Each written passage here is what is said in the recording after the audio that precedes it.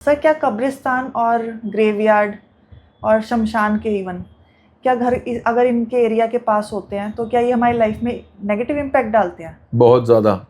बहुत ज़्यादा क्या होता है, हर एक स्पेस का ना एक ऑरा होता है। जी। हर एक जगह का एक ऑरा होता है, एक इन्वायरमेंट होता है। कोई भी व्यक्ति कब्रिस्तान में, शमशान घाट में जब जाएगा, खुश होके जाएगा या उदास होके जाएगा? रोता हुआ ही जाएगा ना। रोता हुआ जाएगा, रोता हुआ वापस आएगा। जो सारे यार दोस्त रिश्तेदार मिलने आएंगे वो भी दुख में जाएंगे, दुख में ही वापस आएंगे, है ना। तो ऐसी जगहें जो होती है ना, ये नेगेटिव एनर्जी का स्रोत बन जाती है। जब यहाँ पे एक क्या होता है, एक घड़ा है, आप उसमें पानी डाले जा रहे हो, ठीक है। एक पॉइंट ऑफ टाइम पे वो पूरा ऊपर तक भर जाएगा, पानी डलना बंद नहीं हुआ, नल का अभी भी चालू है। तो क्या होगा, वो पानी बाहर निकल के सारी दिशाओं में फैलना चालू हो जाएगा, फैलता रहेगा फैलता रहेगा। अब कब्रिस्तान है, शमशान घाट है, वहाँ की लैंड है, उसकी एक पर्टिकुलर एनर्जी होल्डिंग कैपेसिटी है। अब वहाँ पे रोज मुर्दे जल रहे हैं, रोज लोगों को दफन किया जा रहा है, उसकी भी एक कैपेसिटी है ना। एक पॉइंट ऑफ टाइम पे क्या होगा, जो वो नेगेटिविटी है वो घड़ा भर के वो नेगेटिविटी चारों दिशाओं में फैलने लगेगी। वो फैलते फैलते फैलते आस पास का जितना एरिया होता है ना, वो उसको दूषित करना चालू कर देती है। तो शमशान घाट या कब्रिस्तान से जितना दूर आपका घर हो, मतलब मेरा ऐसा मानना है कि लगभग 1-1.5 किलोमीटर का तो मिनिमम डिस्टेंस होना चाहिए, बस।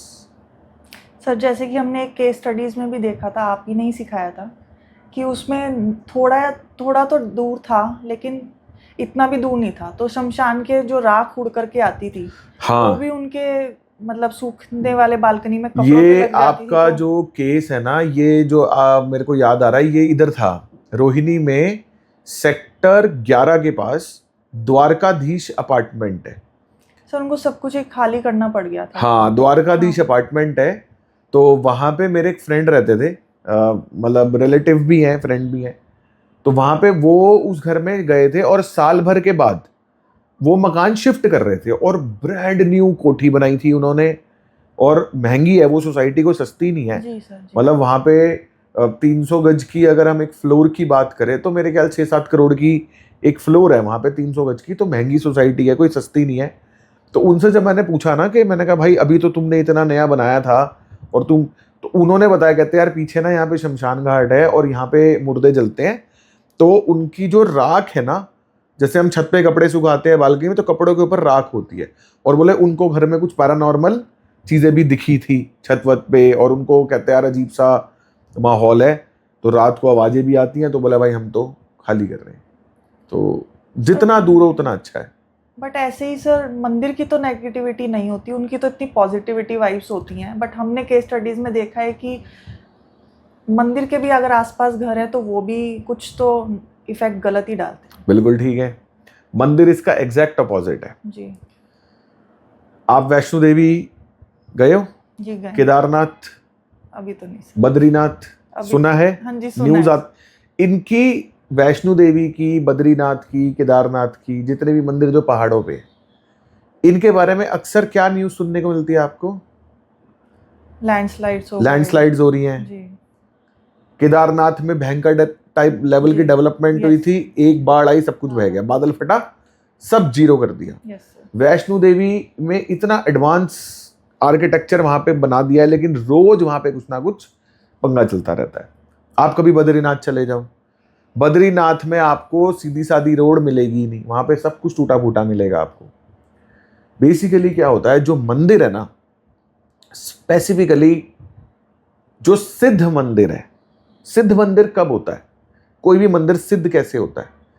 अगर लोगों की आस्था, लोगों की मान्यता वहां पे बहुत ज्यादा हो जाए, बहुत ज्यादा भीड़ हो जाए, मंदिरों में मूर्तियों की प्रॉपर प्राण प्रतिष्ठा है, मान लो कोई मंदिर बना, उसके अंदर जो ईश्वर की प्रतिमा है वो वास्तु के हिसाब से सही दिशाओं में रखी हुई है, तो वो मंदिर सिद्ध हो जाते हैं। जब भी कोई मंदिर सिद्ध होता है, वो मंदिर क्या करता है, वहां की लैंड एनर्जीज को सक करना शुरू कर देता है। जितनी भी एनर्जीज होती है ना, वहाँ की लैंड एनर्जीज को वो सक करना शुरू कर देता है अपनी ऊर्जा बढ़ाने के, अपनी खुद की ऊर्जा को पावर देने के लिए ना। लैंड से एनर्जीज जो है वो मंदिर में जाने लग जाती हैं। अब मंदिर के बिल्कुल अगर आपका घर पास में है ना, तो उससे क्या होगा, वहाँ की जो ऊर्जा है ना आपके घर की, वो उधर जाने लग जाएगी। इसलिए मंदिर के पास भी अवॉइड करते हैं घर। बहुत ज़्यादा क्लोज नहीं होना चाहिए, लेकिन मंदिर का कॉन्सेप्ट जो है ना वो कब्रिस्तान वाला कॉन्सेप्ट नहीं जी, है। दोनों अपोजिट है। हाँ, जैसे आपका घर मंदिर के बिल्कुल साथ वाली दीवार से लगता ना हो। अगर आपके घर के बिल्कुल सामने मंदिर है तो चलेगा, जी। रोड क्रॉस करके है तो चलेगा, बहुत ज्यादा दूर नहीं है तो चलेगा, लेकिन वो कब्रिस्तान वाला नहीं है कि 1-1.5 किलोमीटर दूर ही होना चाहिए। वैसे ही सर, हमें घर में मंदिर कौन सी पोजीशन पे बनाए, ये भी एक बहुत बड़ा कंसर्न है। घर पे मंदिर के लिए जो मेरी मोस्ट फेवरेट 2 दिशाएं हैं, जी, एक पहले नंबर पे ईस्ट ऑफ नॉर्थ ईस्ट, दूसरे नंबर पे वेस्ट। वेस्ट। नॉर्थ ईस्ट में आपको पता है मैं मंदिर बनाने के लिए मना करता हूँ, है ना। यस। क्यों मना करता हूँ? क्योंकि लोग मंदिर में लाल पीला रंग, अखंड ज्योत, ब्रास के दिए, मोमबत्तियां, fire element, earth element, multiple gods, एक ही गॉड की मल्टीपल गणेश जी, है ना, पूरा सजा के रखते हैं। तो वो चीज़ नॉर्थ ईस्ट में अलाउड नहीं है। आपको जो भी ये करना है बिल्कुल बगल में करो ना, ईस्ट नॉर्थ ईस्ट में। यस। बस 2 दिशाएं मस्त हैं, ईस्ट नॉर्थ ईस्ट और वेस्ट। क्लाइंट्स काफी एक्साइटेड रहते हैं नॉर्थ ईस्ट के मंदिर के। क्लाइंट्स तो एक्साइटेड इसलिए रहते हैं ना क्योंकि वो बचपन से ऐसा सुनते आ रहे हैं कि नॉर्थ ईस्ट की जो दिशा है वो मंदिर बनाने के लिए आइडियल है, वो सुनते आ रहे हैं। अब उनका सबकॉन्शियस जो है ना वो पक चुका है इस चीज़ को लेके, तो वो अपने आप को ऑल्टर नहीं करना चाह रहे। तो ठीक है, हमें क्या प्रॉब्लम है, हमारे क्लाइंट के घर में वेस्ट में होना चाहिए, हमारे क्लाइंट की इच्छाएं पूरी होनी चाहिए टाइम पे।